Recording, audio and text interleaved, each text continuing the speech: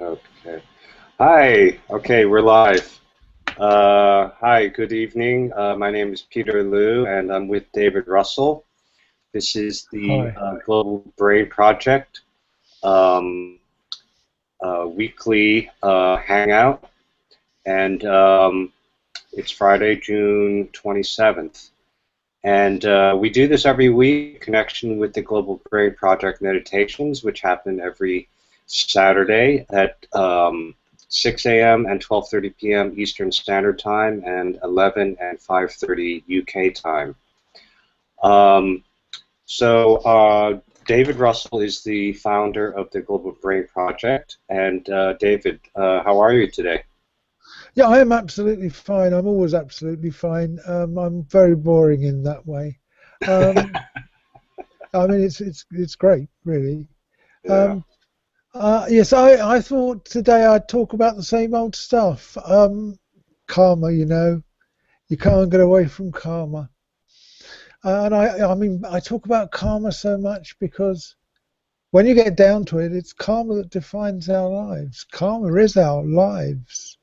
Karma, it's karma that decides the position we're going to be born in.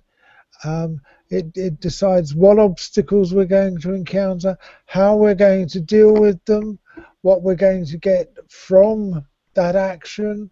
Karma defines every aspect of how we live. We might think it's otherwise, but it's not. It's karma. It's all karma. And unfortunately, it's not karma relating to what we're actually doing, our current actions. It's karma from actions long, long ago. So the karma seems to have no relationship to our life as we perceive it. Um, I mean, that is the randomness of karma. Um, and the only way to deal with karma is you just have to grin and bear it. Quite frankly, there's nothing you can do about it. You play the karma out.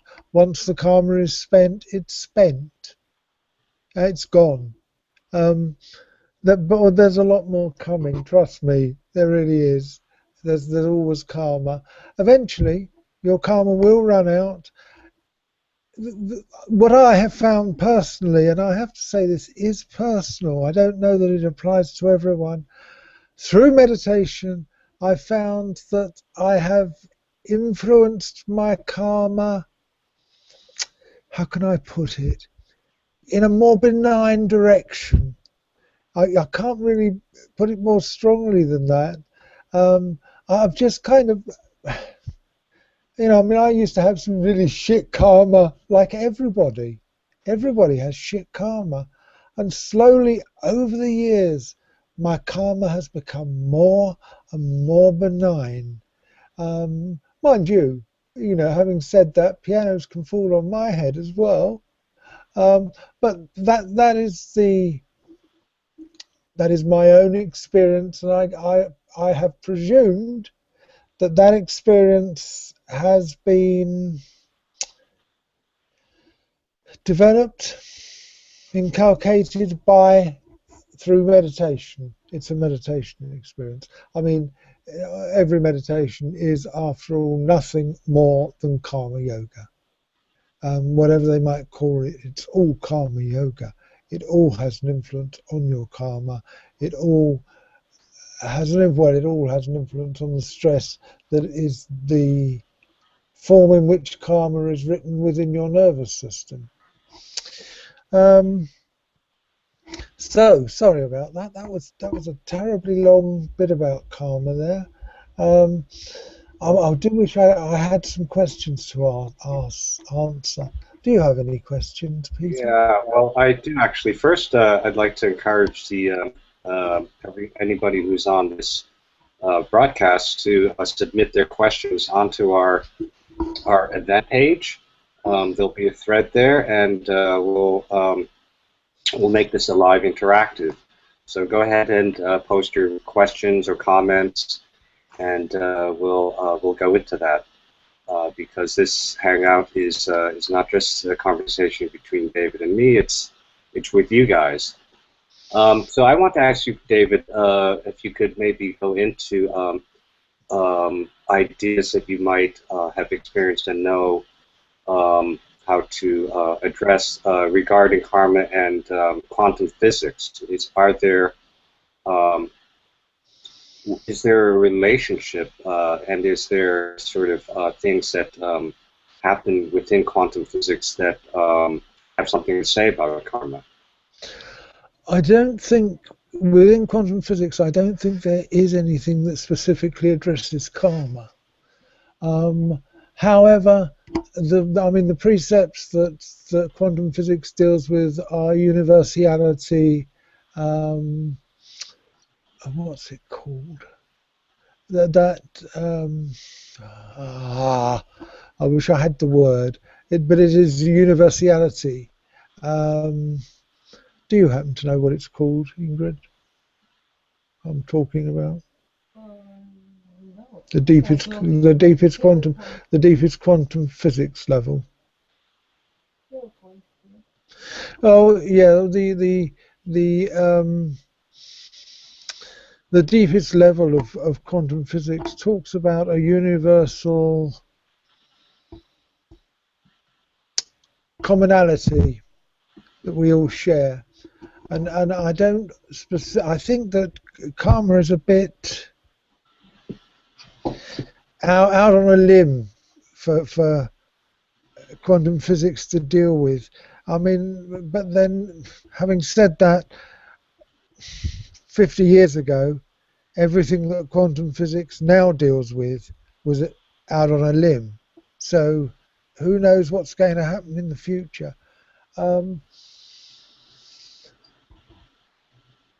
Karma is obviously no more than a theory. It is, however, a theory that resonates, well, for me personally, it resonates tremendously. And it resonates so loudly because it fits so clearly into an equation that for me defines life. And I mean, I've repeated this equation many times. The life, birth, life, evolution, death, reincarnation equation, for me, really does define everything about life on the world, in the world. I mean, that's why I'm so concerned for everybody to celebrate their lives, that are being here on this plane, having the opportunity to evolve. They are massive, massive gifts that well, I have to say they're deserved because you've got them. Everybody that's here is here for a reason, and they're here to evolve, and they've got here through their own efforts, and that's quite an achievement, you know. It takes a lot of work to get here, particularly to get right here in this age. It's such a wonderful age we live in.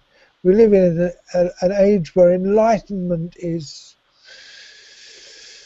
really happening. Maharishi talked about the age of enlightenment in the 1970s, and we all went ha ha ha, because the 1970s, you know, they were dark times. However, now it's really happening. The age of enlightenment, it's really happening. You can see every day gets brighter. Okay, there are these zones within the world where things are not terribly good at the moment, but the world's got karma to live out, and it will sort itself out. If we had a bit more faith in our governments would sort it out. But yeah, I think we're going to just have to have faith in faith, because that's the only thing that's going to sort it out. However, did that answer your question, by the way? Yeah, well, actually, it provoked another question. I just sort of popped in my mind because we're talking about karma and our evolution and our collective evolution. And also, we're talking about reincarnation. So I'm thinking about um, time and our usual concept of time, which in quantum physics there's various other kinds of um, concepts regarding time and whether it's linear or not, and the kind of you may know more about this. I mean, I think there's somewhere in there that time is not really in quantum physics. There's a reversal that can happen in terms of events, and it seems there's some sort of relation there with the concept of evolution in karma yoga. And I noticed personally when I meditate, I think anybody that does, your linear the normal concept we have of time really seems to shift in weird ways. That sometimes time seems to speed up, sometimes it slows down, and there seems to be these. It seems like we're inviting in different, I don't know what you would say, energies or something. Something happens during meditation, and it seems to affect how we live our everyday life. Off of, like, for me, the cushion, whatever you do when you meditate. Like just in your normal life, um, and that seems to seep into our concepts of how time works and how evolution, our personal evolution and our global evolution. So I don't think I have a clear question here, but somewhere in there about time and karma and how quantum physics understands evolution and time. Is Right. there In, something there that you have thoughts about, David? on a day-to-day level, we view time in an entirely linear way. However, time is not actually linear at all. Time is hierarchical, and it just consists of a gigantic pile of nows. The only form in which time exists is in the now. So you've just got one now on top of another now on top of another now. However, when we meditate, we are exploring levels of consciousness where that concept of time does not necessarily exist. And at the deepest level of meditation, there is no time. Although, as Woody Allen said, time is infinite, but towards the end it tends to drag a little. Um, yeah, it's a lovely quote, isn't it? Yeah. But yes, at that level, that it's the level of. I haven't talked enough about this. It's the level of pure consciousness. It is consciousness without attributes, and it is universal.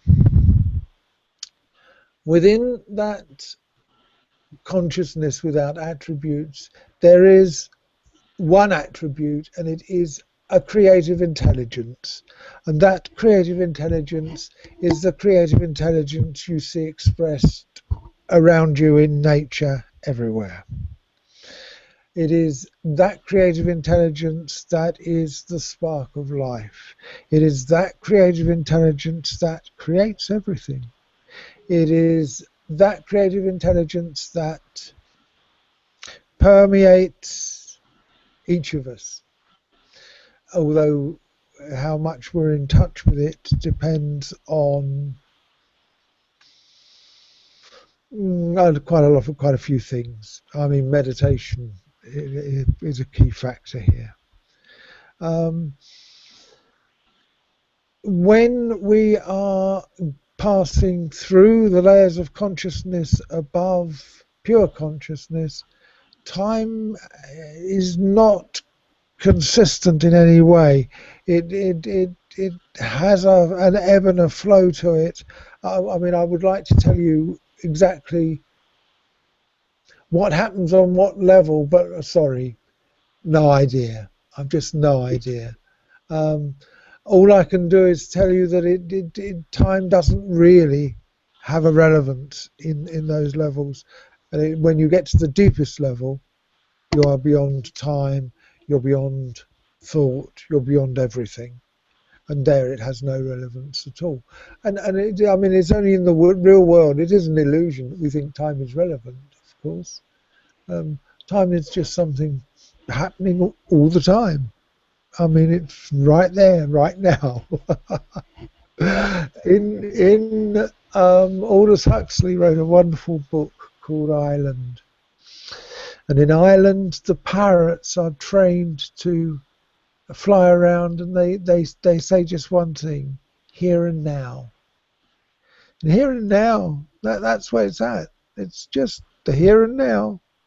You know, the future is something we can dream about, and in fact we can actually dream it into existence. The past is just a memory. So the only relevant concept, time concept, is the here and now. How's that to end on?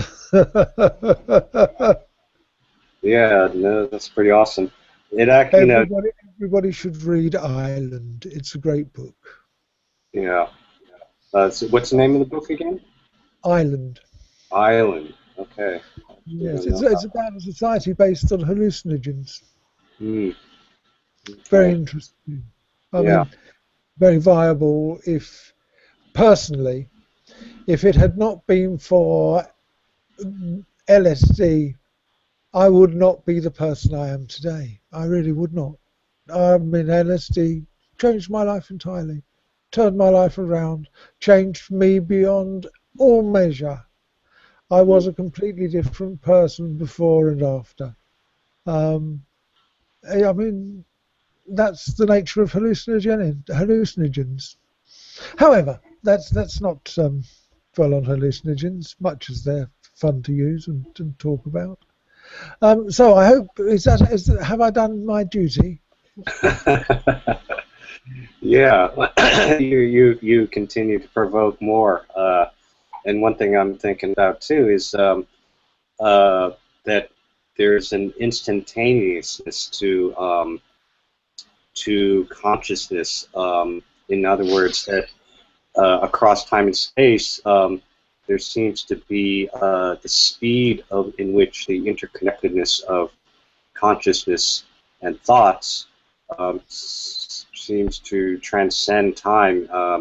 This is something I've been reading about recently in terms of, like, for instance, things like remote healing or being able to communicate across vast distances, Right, which isn't this the global brain coming alive, though?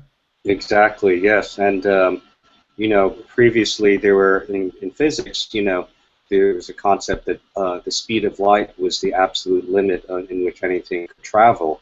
But there is now within physics the understanding that um, things not only consciousness can travel, but it can affect things in a physical way instantaneously.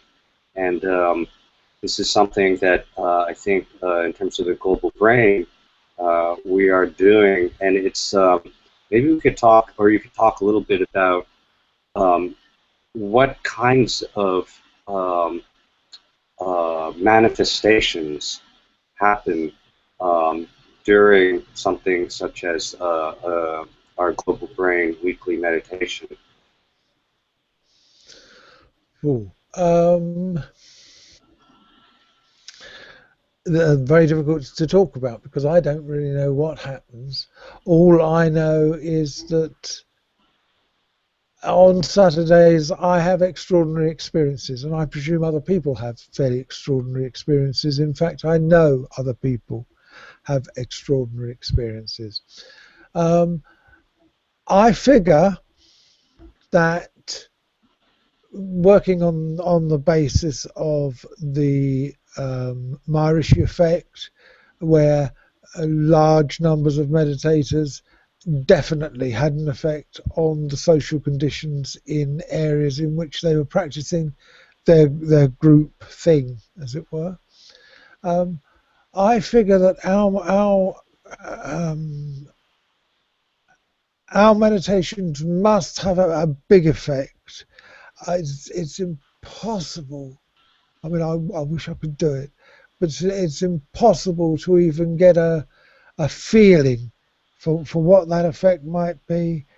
But I figure it's got to be a big effect. However, the effect would be magnified immeasurably if we could only get the 800 people.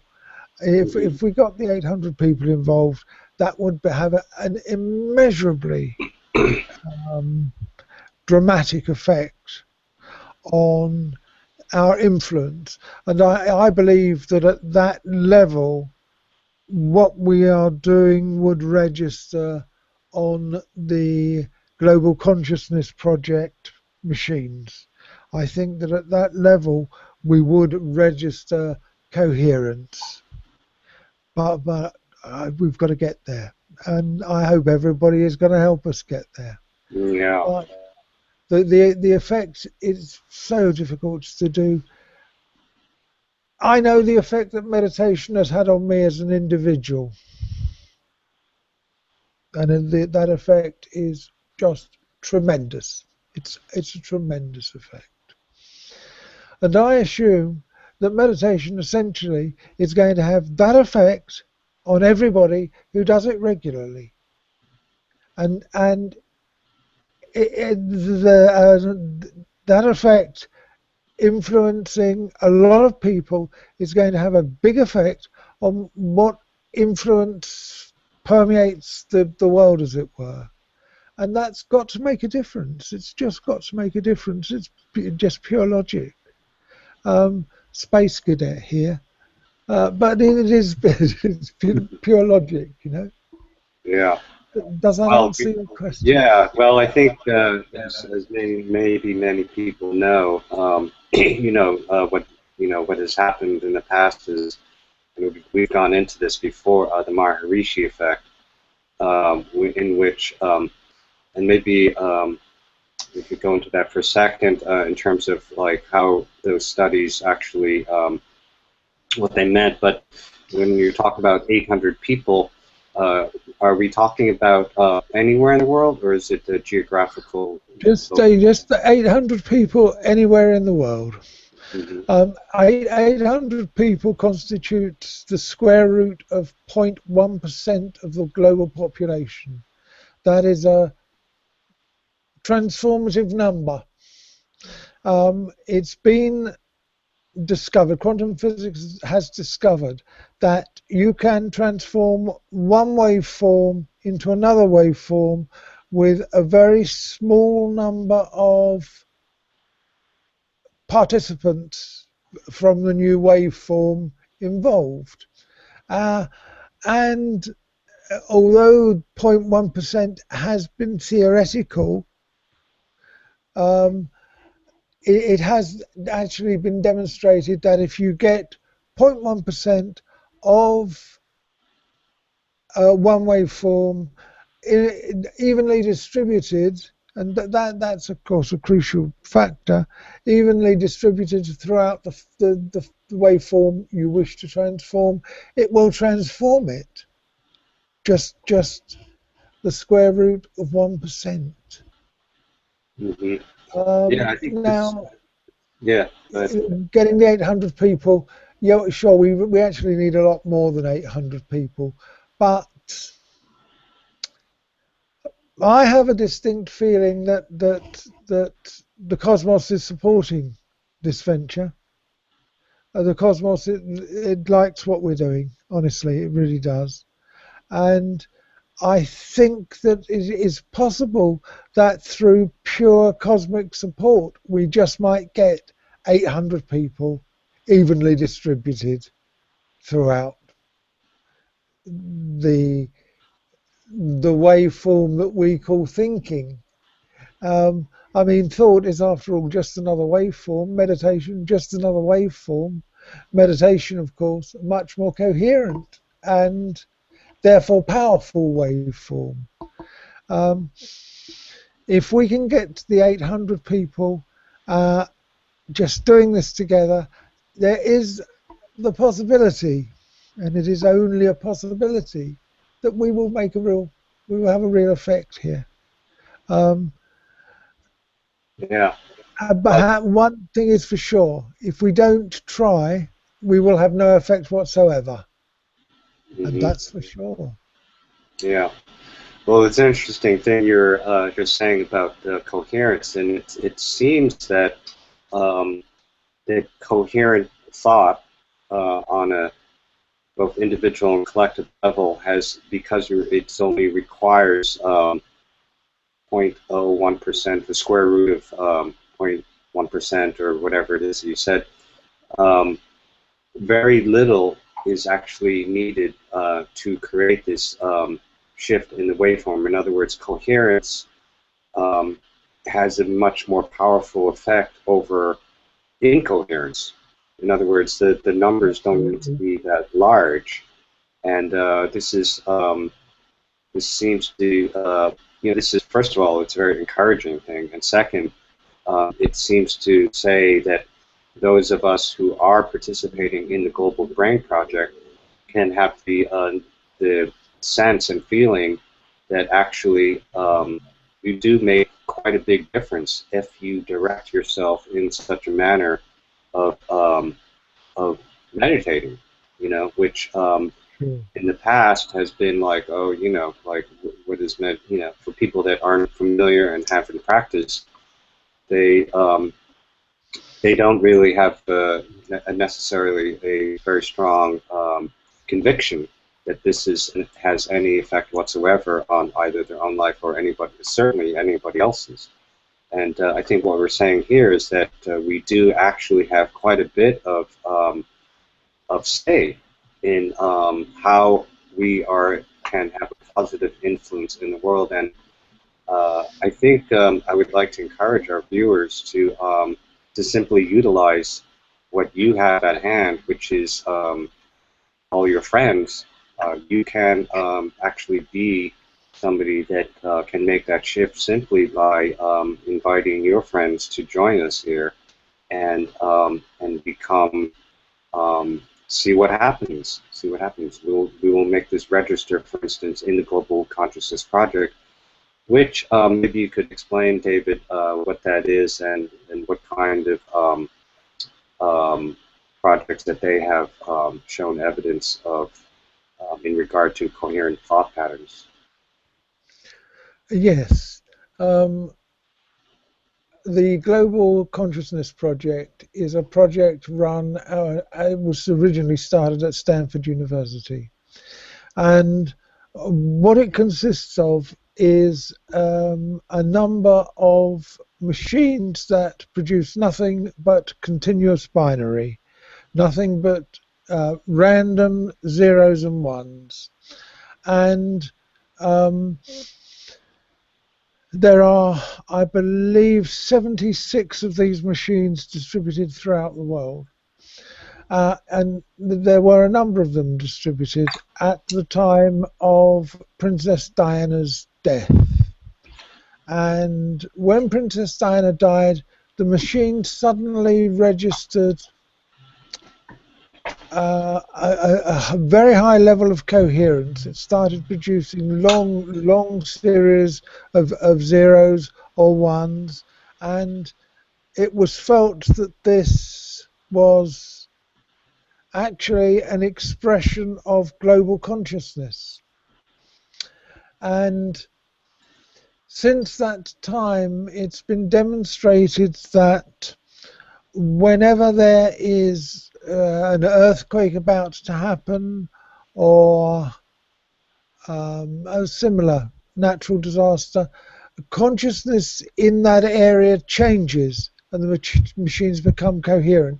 And this is seen once again as an expression of collective consciousness. And the Global Consciousness Project is about collective consciousness. It is the first and only project that actually is seeking to validate the existence of consciousness. Now, we all know consciousness exists, but for science, consciousness is a bit of a difficult concept to deal with, you know. It's not something that science can actually handle very well. So the Global Consciousness Project has demonstrated again and again that consciousness goes into a coherent mode at certain times of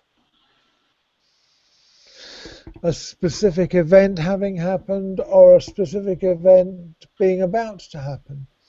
And that makes it's been a very, very interesting and long project. I know that excuse me, the guy who runs the Global Consciousness Project is conversant with what we're doing. He knows all about what we're doing. He is monitoring what we're doing on a weekly basis.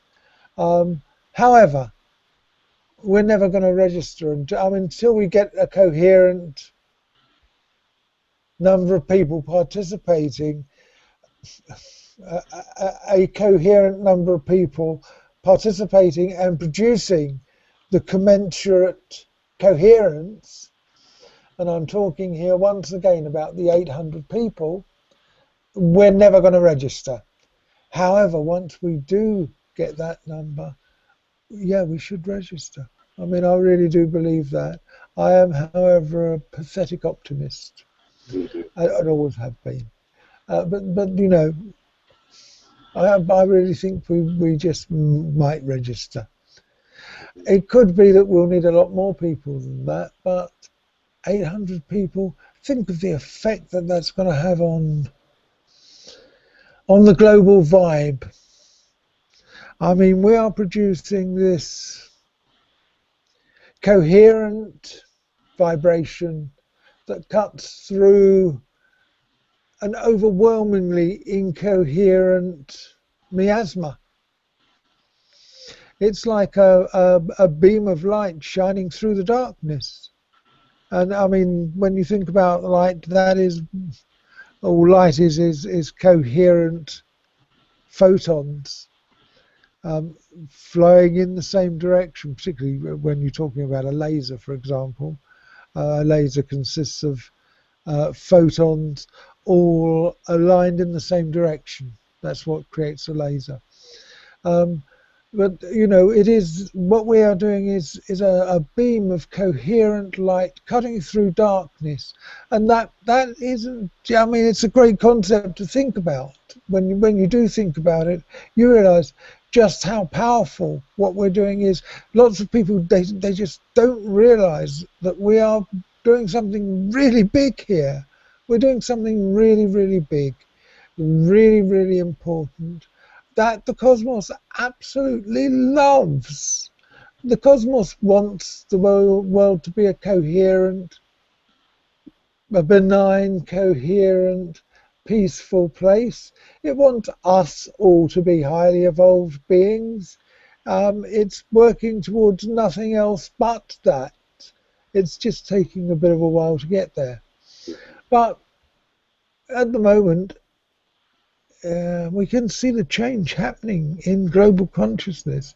We can see global consciousness like this snowball rolling down a hill, getting bigger and bigger and bigger. It's a wonderful experience. I mean, we are very lucky to be involved in this experience. We're very lucky to be born at this time. It's a real gift. It really is a real gift. However, any other questions, Peter? Yeah. Well, I absolutely agree with you, David, and I think what occurred to me just now too is the world as a whole, like apart from us human beings here, is quite coherent, and we are actually, when you think of it, we are the unusual phenomenon in which we are kind of like, we are moving in incoherent manners, and then occasionally we have like massive coherence, and it seems to, in my opinion, it seems to be that we're actually moving more and more towards that, and I always key in on where is momentum going, and small incremental movements in a certain direction, as we actually can notice throughout history, they pick up speed in a exponential way, and I think actually that's what is going on. And our human consciousness on a global level is at a point that it has never ever been. We have never had such a consciousness of the entire globe at one time, and it can only really be that we're moving towards greater coherence just by that concept alone. Um, and of course, we're facilitated by our capacities to increase that via what we're doing right at this very moment, communicating across the globe instantaneously via the internet and via uh, our event here on YouTube. So anyway, I think that that should be it for today. And any last words, David, for our audience? No, I think I've kind of exhausted myself for today. Okay. I've talked enough, and I'm sure everybody will agree with that. Yeah. Okay. Thank So you, everybody, for listening.